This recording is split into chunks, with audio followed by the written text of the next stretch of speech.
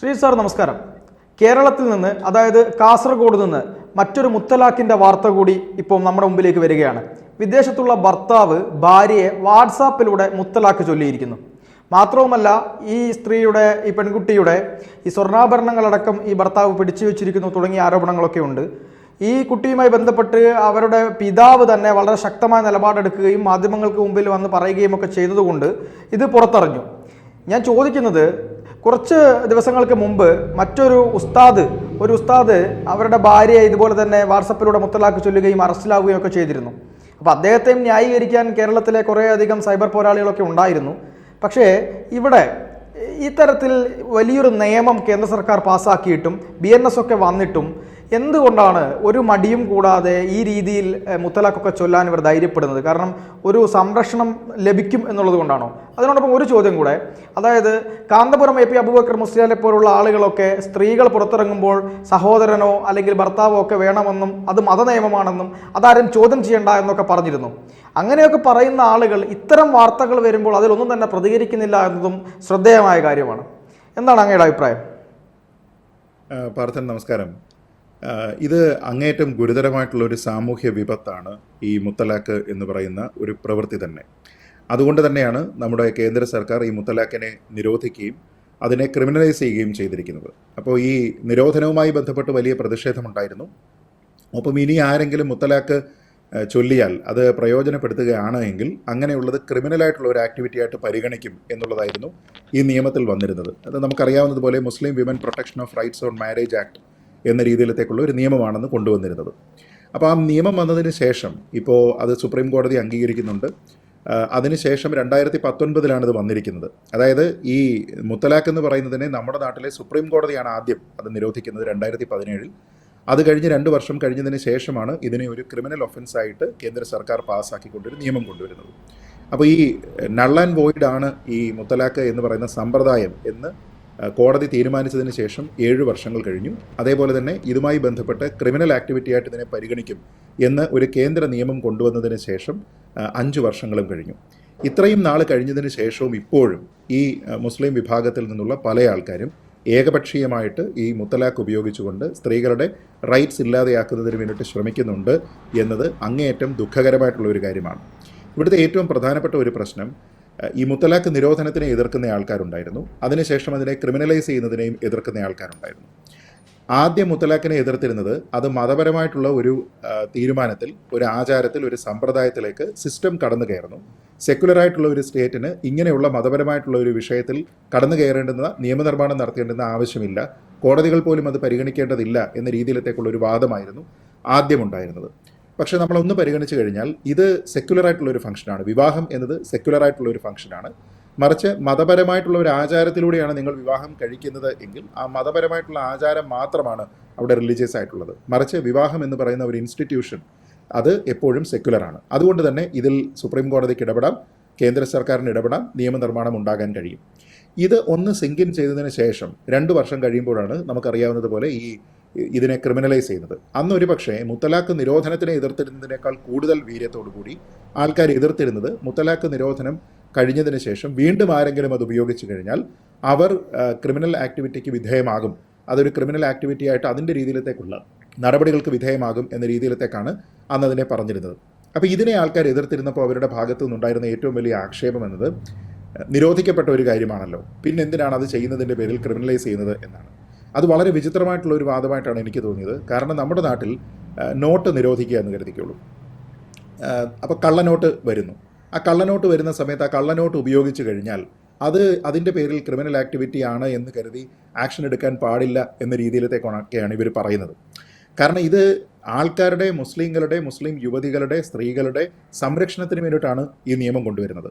Marriage എന്ന് പറയുന്ന ഇൻസ്റ്റിറ്റ്യൂഷനിൽ പുരുഷനോടൊപ്പം തന്നെ തുല്യ പ്രാധാന്യം സ്ത്രീക്കുമുണ്ട് എന്നും അവളുടെ ഭാഗം കേൾക്കാതെ അവൾക്ക് വേണ്ടുന്ന രീതിയിലത്തേക്കുള്ള റൈറ്റ്സ് നൽകാതെ അവളെ ആ വിവാഹബന്ധത്തിൽ നിന്ന് ഒഴിവാക്കാനായിട്ട് പുരുഷൻ ഏകപക്ഷീയമായിട്ടുള്ള ഒരു അധികാരമില്ല എന്ന് സ്ഥാപിക്കുന്നതിന് വേണ്ടിയിട്ടാണല്ലോ ഈ നിയമനിർമ്മാണം കൊണ്ടുവരിക.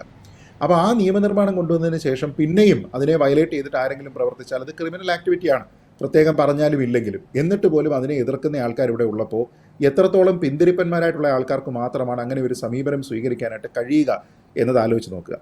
എന്നിട്ടും ഇതേപോലെയുള്ള മുത്തലാഖ് പറയുന്ന രീതികൾ ഇവിടെയുണ്ട്. ഇപ്പോൾ ഈ കേസിൻ പോയിന്റ് നോക്കിക്കഴിഞ്ഞാൽ കാസർഗോഡ് ജില്ലയിലാണ്. ഏതാണ്ട് 20-21 വയസ്സ് പ്രായമുള്ള യുവതിയാണ്.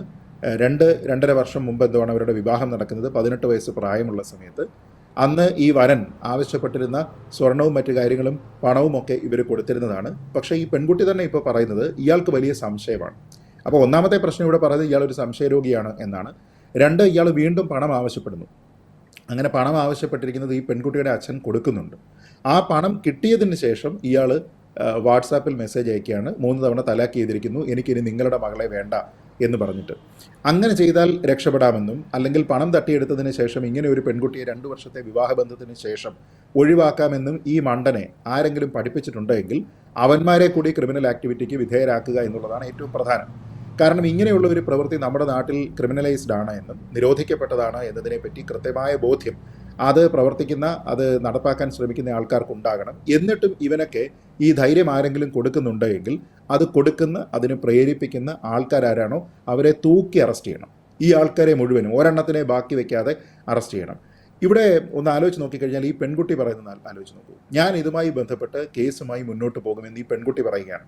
ഓർക്കുക, 21 വയസ്സോളം പ്രായം മാത്രമുള്ള ഒരു പെൺകുട്ടിക്ക് തൻ്റെ അവകാശ സംരക്ഷണത്തിന് വേണ്ടി ഇനി നിയമ പോരാട്ടം നടത്തേണ്ടി വരികയാണ്. ഇതില്ലാതെയാക്കുന്നതിന് വേണ്ടി, അവരെ ഇതിൽ നിന്ന് രക്ഷപ്പെടുത്തുന്നതിന് വേണ്ടിയിട്ടാണ് നമ്മുടെ നാട്ടിൽ ഈ നിയമം കൊണ്ടുവന്നത്. അതായത് മുസ്ലിം വിരുദ്ധമെന്ന് പണ്ട് പല ആൾക്കാരും പറഞ്ഞിരുന്ന ആ നിയമം ശരിയായ രീതിയിൽ പ്രയോഗിക്കപ്പെട്ടിരുന്നുവെങ്കിൽ ഇന്ന് ഈ പെൺകുട്ടിക്ക് പൂർണ്ണമായ സംരക്ഷണമുണ്ട്. എന്നിട്ടും ആ നിയമം അവിടെ ഉണ്ടായിരിക്കെ അതിന് വയലേറ്റീവായിട്ട് പ്രവർത്തിക്കുന്ന ആളിനെ, ഈ പെൺകുട്ടിയെ വീണ്ടും ഒരു നിയമ പോരാട്ടത്തിലേക്ക് തള്ളിവിടുന്ന ആളിനെ ക്രിമിനൽ ആക്ടിവിറ്റിക്ക് തന്നെയല്ലേ അറസ്റ്റ് ചെയ്യേണ്ടത്? അയാളെ ക്രിമിനലി തന്നെയല്ലേ പ്രോസിക്യൂട്ട് ചെയ്യേണ്ടത്? എന്ന് വെച്ചാൽ BJP കൊണ്ടുവന്നിരുന്ന ആ നിയമം മുസ്ലിം സ്ത്രീകളുടെ സംരക്ഷണത്തിന് വേണ്ടിയായിരുന്നു എന്ന് ഇന്നത്തെ ഈ ഒരു വിഷയം വളരെ കൃത്യമായിട്ട് തെളിയിക്കുന്നുണ്ട്. അപ്പോൾ ഇതൊരു വൺ ഓഫ് ഇൻസിഡൻ്റ് അല്ല. അതുകൊണ്ട് തന്നെ പലപ്പോഴായിട്ട് ഇത്തരത്തിലുള്ള മുത്തലാഖ് പോലെയുള്ള സംഭവങ്ങൾ നടക്കുന്ന സമയത്ത് ഇതുമായി ബന്ധപ്പെട്ട സമുദായ സംഘടനകളുടെ ഭാഗത്തു നിന്ന് സാമുദായിക നേതാക്കന്മാർ, മതമേലധ്യക്ഷന്മാർ, ഇവരുടെ ഭാഗത്തു നിന്നുള്ള അഭിപ്രായം എന്താണ് എന്നതാണ് പ്രധാനം. പലപ്പോഴും ഈ സമുദായത്തിനെ നേർവഴിയിൽ നയിക്കുക, തെറ്റായിട്ടുള്ള പ്രവണതകളെ തിരുത്തുക തുടങ്ങിയ കാര്യങ്ങൾക്ക് വേണ്ടി പ്രവർത്തിക്കേണ്ടുന്ന മതമേലധ്യക്ഷന്മാരടക്കമുള്ള ആൾക്കാർ ഈ വിഷയത്തിൽ കാര്യമായി ഇടപെടുന്നില്ല. അവരിൽ പല ആൾക്കാരുടെയും വ്യവസ്ഥാപിതമായിട്ടുള്ള ഒരു മൈൻഡ് സെറ്റ് ഉണ്ട്. അതനുസരിച്ചിട്ട് ഇവരെല്ലാവരും മുത്തലാഖ് നിരോധന നിയമത്തിനെ എതിർക്കുന്നവരുണ്ട്, ക്രിമിനലൈസ് ചെയ്തിരിക്കുന്നതിനെ എതിർക്കുന്നവരുണ്ട്. അതുകൊണ്ട് തന്നെ ഇവരൊന്നും തന്നെ അവരുടെ ഉത്ബോധനങ്ങളിലോ പ്രബോധനങ്ങളിലോ ഒന്നും തന്നെ ഇവരോട് പറയുന്നില്ല, അതായത് ചെയ്യാൻ പാടില്ല എന്ന് പറയുന്നില്ല. ഇങ്ങനെ ചെയ്തിരിക്കുന്നത് തെറ്റാണ്, ക്രിമിനൽ ആക്ടിവിറ്റിയാണ് എന്നിവർ എൻഡോഴ്സ് ചെയ്യുന്നില്ല. എന്ന് വെച്ചാൽ നമ്മുടെ നാട്ടിലുള്ള നിയമം എന്താണോ ആ നിയമത്തിനെ അനുസരിച്ച് ജീവിക്കുക എന്നുള്ളതാണ് ഒരു പൗരൻ ചെയ്യേണ്ടത് എന്നുള്ള പ്രാഥമികമായിട്ടുള്ള കാര്യം ആൾക്കാരെ ബോധവൽക്കരിക്കാനുള്ള ഉത്തരവാദിത്വം ഇവർക്കില്ലേ? അപ്പോൾ നമ്മൾ ഈ പറഞ്ഞിരിക്കുന്ന പോലെ കാന്തപുരമാണെങ്കിലും സമസ്തയാണെങ്കിലും ഒക്കെ തന്നെ പലപ്പോഴും പറഞ്ഞിരിക്കുന്ന പല നിലപാടുകളും എത്രത്തോളം സ്ത്രീവിരുദ്ധമാണ് എന്നതിനെപ്പറ്റി എത്രയോ ചർച്ചകൾ ഇവിടെ ഉണ്ടായിട്ടുണ്ട്. എത്രത്തോളം സമൂഹത്തിനെ പിന്നോട്ട് നടത്തുന്നതാണ് എന്നുള്ള ചർച്ചകൾ ഇവിടെ ഉണ്ടായിട്ടുണ്ട്. അപ്പോൾ നമ്മൾ ആലോചിച്ച് നോക്കുക, ഇതിൻ്റെ ഏറ്റവും ലേറ്റസ്റ്റ് ആയിട്ടുള്ള ജനറേഷനിലെ സ്ത്രീകൾ അല്ലെങ്കിൽ പെൺകുട്ടികൾ എന്ന് വിളിക്കാവുന്ന പ്രായത്തിലുള്ള സ്ത്രീകൾ, അങ്ങനെയുള്ള ആൾക്കാർ പോലും സ്വന്തം അവകാശ സംരക്ഷണം എന്ന് പറയുന്നത് നിയമപരമായി ഈ നാട്ടിൽ നടപ്പാക്കാവുന്നതാണ് എന്ന് ബോധ്യമുള്ളപ്പോൾ ഈ പഴയ പല ആൾക്കാരും മതത്തിനെ വ്യാഖ്യാനിക്കുന്ന, മതത്തിനെ കുറിച്ചിട്ടുള്ള പ്രബോധനങ്ങൾ നൽകുന്ന പല ആൾക്കാരും ഈ വിഷയത്തിനെപ്പറ്റി മിണ്ടാൻ പോലും തയ്യാറാകുന്നില്ല, പ്രതികരിക്കാൻ പോലും തയ്യാറാകുന്നില്ല.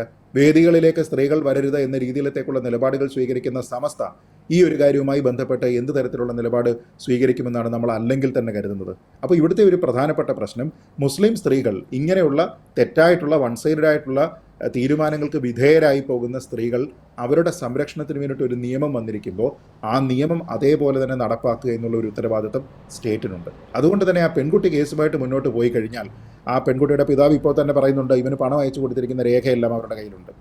കാരണം വിദേശത്തുള്ളയാളാണ്, അപ്പോൾ പണം എന്തായാലും അയച്ചു കൊടുത്തിരിക്കുന്നതിന് രേഖകളുണ്ട്. അതുകൂടാതെ ഈ വാട്സാപ്പ് സന്ദേശവും ഉണ്ട്. അപ്പോൾ അങ്ങനെയാണ് എങ്കിൽ അയാളെ അവിടെ നിന്ന് ഇവിടെ കൊണ്ടുവന്ന് ഇവിടെയുള്ള നിയമത്തിന് വിധേയനാക്കിക്കൊണ്ട് അയാൾക്ക് മതിയായ രീതിയിലത്തേക്കുള്ള ശിക്ഷ നൽകുന്നതിനും അത് മാതൃകാപരമാകുന്നതിനും കൃത്യമായിട്ട് നമുക്ക് എല്ലാവർക്കും കാണാൻ കഴിയേണ്ടതാണ്. പക്ഷേ ആ സമയത്ത് അയ്യോ ഇവിടെ ന്യൂനപക്ഷത്തിനെ പീഡിപ്പിക്കുന്നേ, മുസ്ലിങ്ങളുടെ മത നിയമങ്ങളിലേക്ക് കടന്നു കയറുന്നേ എന്നൊന്നും പറഞ്ഞ് ആരും വലിയ വായിൽ നിലവിളിക്കാനായിട്ട് മുതിരരുത്. കാരണം അപ്പുറത്ത് ഇരയായിട്ട് നിൽക്കുന്നത് ഒരു മുസ്ലിം പെൺകുട്ടിയാണ്. അപ്പോൾ സ്ത്രീകളെ ശാക്തീകരിക്കുക എന്നതാണ് നിങ്ങളുടെ ഉദ്ദേശമെങ്കിൽ കേന്ദ്ര സർക്കാർ കൊണ്ടുവന്നിരിക്കുന്ന, നേരത്തെ പറഞ്ഞിരിക്കുന്ന ആ ഒരു നിയമം, സുപ്രീം കോടതിയുടെ വിധി, ഇതിനെ മാനിച്ച് അംഗീകരിച്ച് ജീവിക്കാനായിട്ട് പഠിക്കുക. അതല്ലാത്ത രീതിയിലത്തേക്കുള്ള ഒരു പ്രബോധനവും നല്ലതിനല്ല. അത് സമൂഹത്തിനെ നൂറ്റാണ്ടുകൾ പിന്നിലേക്ക് നടത്തുന്ന കാര്യങ്ങൾ മാത്രമാണ് എന്ന് വിനീതമായിട്ട് ഓർമ്മിപ്പിക്കുക മാത്രമാണ് നമ്മളെപ്പോലുള്ള ആൾക്കാർക്ക് ചെയ്യാൻ കഴിയുക. അപ്പോൾ അങ്ങനെയുള്ള ഒരു മാറ്റം, ഒരു തിരുത്തൽ ഒക്കെ തന്നെ ഈ സമുദായത്തിൻ്റെ ഉള്ളിൽ നിന്ന് തന്നെ ഉണ്ടായി വരട്ടെ എന്ന് പ്രത്യാശിക്കാൻ മാത്രമേ നമുക്ക് കഴിയുകയുള്ളൂ. പ്രാർത്ഥന. തീർച്ചയായിട്ടും അങ്ങ് പറഞ്ഞതുപോലെ വളരെ ഏറ്റവും പ്രാധാന്യമുള്ള ഒരു വിഷയം തന്നെയാണിത്. വൃന്ദാക്കാരാട്ട്, CPM-ന്റെ പോളിറ്റ് ബ്യൂറോ മെമ്പറായിട്ടുള്ള വൃന്ദാക്കാരാട്ട് ഈ വിഷയത്തിൽ പറഞ്ഞത്, ഇത് ഒരിക്കലും ഞങ്ങൾ അംഗീകരിക്കില്ല, ഇത്തരത്തിലുള്ള ബില്ല് മുസ്ലിം വിരുദ്ധമാണ് എന്നൊക്കെ പറഞ്ഞിരുന്ന ഒരു സമയമുണ്ടായിരുന്നു. ഇപ്പോൾ വൃന്ദാക്കാരാട്ടൊക്കെ എവിടെയാണ് എന്നതൊക്കെയാണ് ഉയർന്നു വരുന്ന ചോദ്യങ്ങൾ. എന്തായാലും അതൊക്കെ അവർ തന്നെ സ്വയം വിലയിരുത്തട്ടെ. എന്തായാലും ഈ ചർച്ചയുമായി സഹകരിച്ചതിന് അങ്ങേക്ക് ഒരുപാട് നന്ദി. പ്രാർത്ഥന. കൂടുതൽ വാർത്തകളും വിശേഷങ്ങളും നിങ്ങളിലേക്ക് എത്താൻ ABC മലയാളം സബ്സ്ക്രൈബ് ചെയ്യുക, ബെൽ ബട്ടണും അമർത്തുക.